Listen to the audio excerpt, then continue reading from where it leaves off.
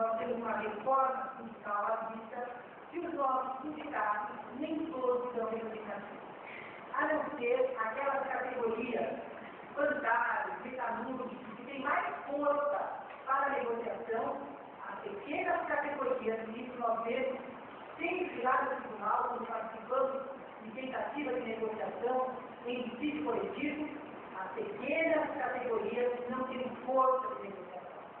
E eu digo mais, como que as pequenas categorias terão força para a negociação diante desse desemprego estrutural? Para que o trabalhador possa negociar melhores condições de trabalho, ele tem que ter emprego assegurado. E numa crise de desemprego, o trabalhador, mesmo quando ele está representado coletivamente pelo sindicato, ele não tem a igualdade de esforço de negociação.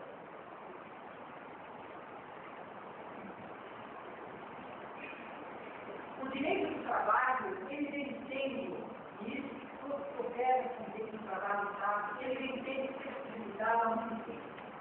Desde os primórdios, que nós tínhamos na série C a previsão da estabilidade do irmão.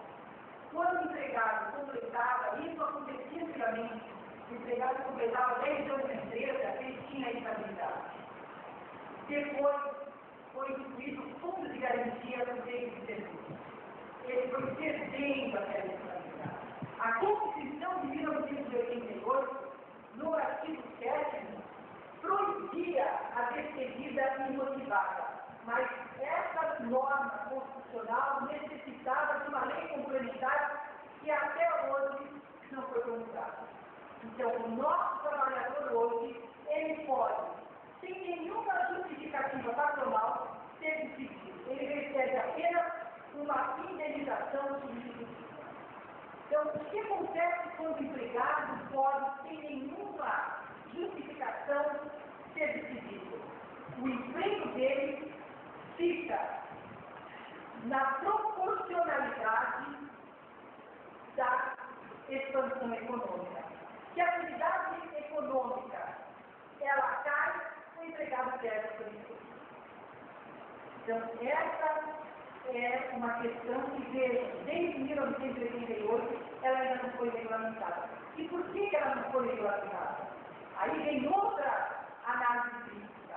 Seria viável hoje, no nosso sistema de produção, se o empregado, para ser despedido, o empregador teria que motivar a despedida? Daí está, a meu ver, a ausência de regulamentação.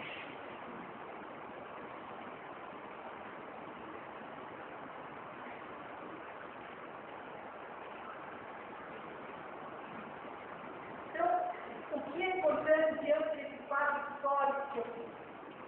Que todos aqueles que operam com o direito do trabalho, principalmente o magistrado, porque a lei, e os senhores vão ver isso no decorrer do curso, a lei, ela passa a ter normatização a partir do momento que o juiz aplica a lei, quando incide no caso concreto. Então, sempre que nós analisarmos o caso concreto, o que é que nós temos que ver? A figura, a dignidade do trabalhador e não, com todo respeito, o mercado financeiro, o mercado econômico. É a figura do trabalhador, é para a figura do trabalhador que deve convergir todo o sistema jurídico. O Tribunal Superior do Trabalho, que é encarregado de uniformizar as decisões, uniformizar a interpretação da legislação, tem se mostrado, em muitas ocasiões, protetivo do empregado. Como, por exemplo, quando ele, através de um enunciado, diz: a questão do intervalo para a refeição não pode ser negociado em período inferior a 1 hora, nem por negociação coletiva. Porque nós vemos corrente da doutrina que diz que quando se trata de negociação coletiva, nós devemos afastar o caráter protetivo, que só deve estar presente quando se trata de litígio individual ou de contrato individual. Mas veja, o TST, através da sua jurisprudência, avança e diz o seguinte: não, nem por negociação coletiva nós não podemos reduzir a jornada, o período de intervalo para a alimentação. E por quê? Porque isso corresponde à saúde do empregado. Então, ele coloca um limite, inclusive, para a negociação. E por quê? Porque, como eu já disse para vocês, negociação em uma sociedade de desemprego que faz presente, ela não é uma negociação, em que a autonomia da vontade, mesmo coletiva, é legítima. A jurisprudência, ela é muito importante no avanço do direito. A jurisprudência, ela é muito importante no avanço do direito. E isso nós vimos até no momento que nosso país atravessou um momento sombrio, como eu disse, um momento de ditadura. O judiciário é ele que faz, é ele que propicia a defesa do cidadão.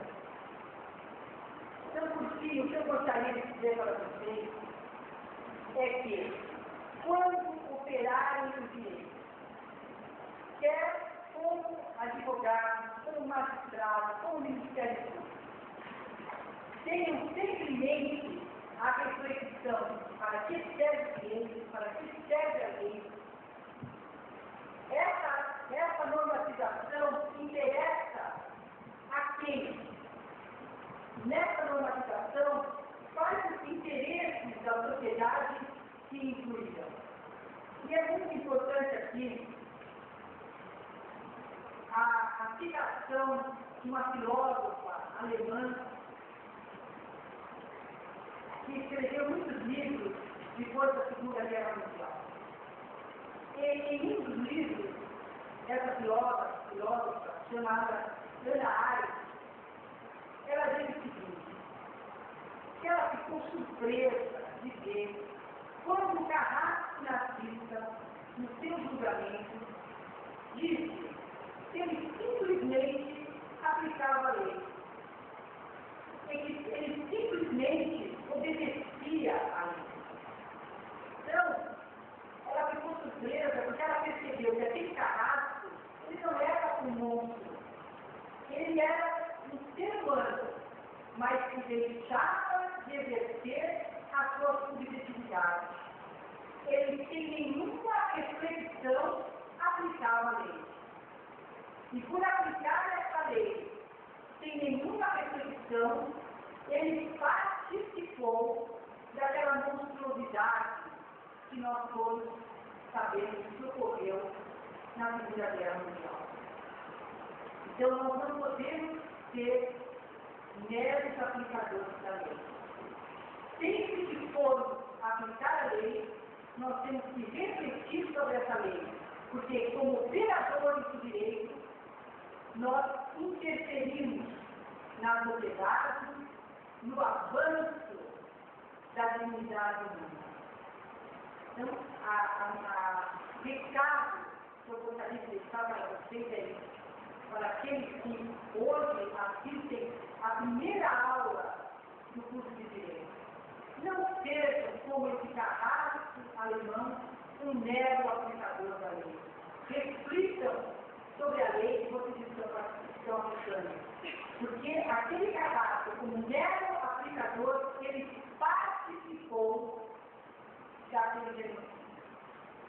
E por último, eu gostaria de dizer para vocês, o homem é chamado à autoria dos acontecimentos. Ele faz a história e ele responde por ela. Vocês, como operadores do direito, vão interferir nos acontecimentos, vão fazer história e vão responder por ela. Muito obrigada.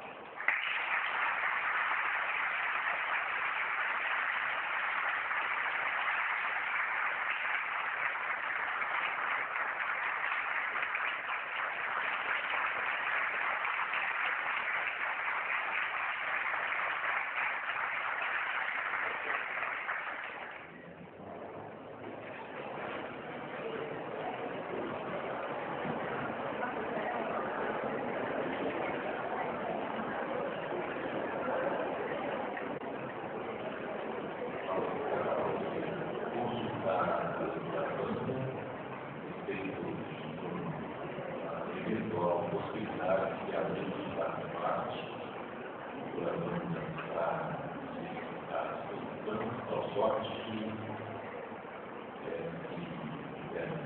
questionamento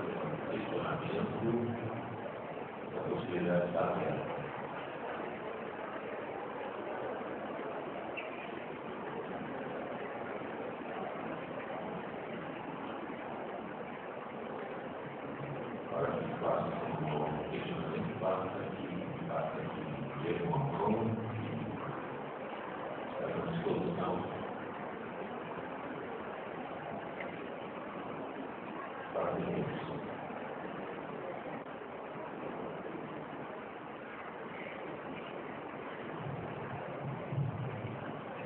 Boa noite a todos. Eu anotei a pergunta de não me perder. Só acredito que essa atual concepção de trabalho que nós temos, mas das reformas que estão aí pela frente, elas realmente são efetivas do diálogo trabalhador, atender aos seus objetivos, como são presumidos, que é a atividade humana e não o trabalho, ou eles apenas voltar os interesses do mercado, né? Ter uma nova lógica neoliberal. Como é que eu não estou? Guilherme. Eu pensei que o Guilherme pegou aqui o tipo de raciocínio da minha maneira. Eu acho que esse trabalho, ele supera o trabalhador. Eu acho que ele supera. Mas, por outro lado, ele supera tendo em vista a progressão do sistema capitalista. E por que tem que fazer esses dois contrapontos? Porque nós vivemos numa sociedade capitalista. Eu disse no começo que a Constituição Federal, ao mesmo tempo que ela assegura a dignidade da pessoa humana como princípio fundamental, ela assegura a livre iniciativa. Então, daí a necessidade da normalização. Agora, quando vocês propuserem, digamos, para o judiciário uma tese nova, o judiciário é inerte, ele trabalha a partir da solicitação das partes através do advogado. Então, o papel do advogado na manutenção dos direitos do cidadão, na manutenção dos direitos do trabalhador, é muito importante. O papel do advogado, ele se complementa com o papel do judiciário. Então, nós não podemos ver o direito do trabalho, eu não teria, em relação ao direito do trabalho, essa visão marxista, apenas marxista, que tem o nosso jeito. Eu acho que nós temos, dentro da nossa normalização, dentro dessa coexistência do direito do trabalhador e da livre iniciativa, agora, é assim que eu vejo, nós temos sempre que ter como ponto central o homem e não o mercado. Então, nós temos que mudar essa ótica de discussão. É o homem que tem que ser o centro do sistema jurídico e não o mercado. E isso depende, para que a nossa sociedade avance, isso depende da juventude. Hoje, vocês que estão fazendo história, a minha geração, a nossa geração, ela lutou para acabar com a estabilidade. Nós tivemos uma democratização hoje, temos um país democrático, sem dúvida disso. Agora, cada vez mais nós temos que conferir ao cidadão efetividade àqueles princípios que constam da Constituição Federal. A nossa Constituição, ela é magnífica. Ela é magnífica. Em termos de princípios, em termos de resguardo de direitos e garantias. Falta, nós estamos cada vez mais caminhando ali, temos que caminhar ali. Falta da efetividade a tudo isso que contém a nossa Constituição. Ela contém o direito ao trabalho, ela contém o direito à moradia, ela contém o direito à saúde. Será que todos os brasileiros efetivamente estão tendo acesso à saúde, ao trabalho?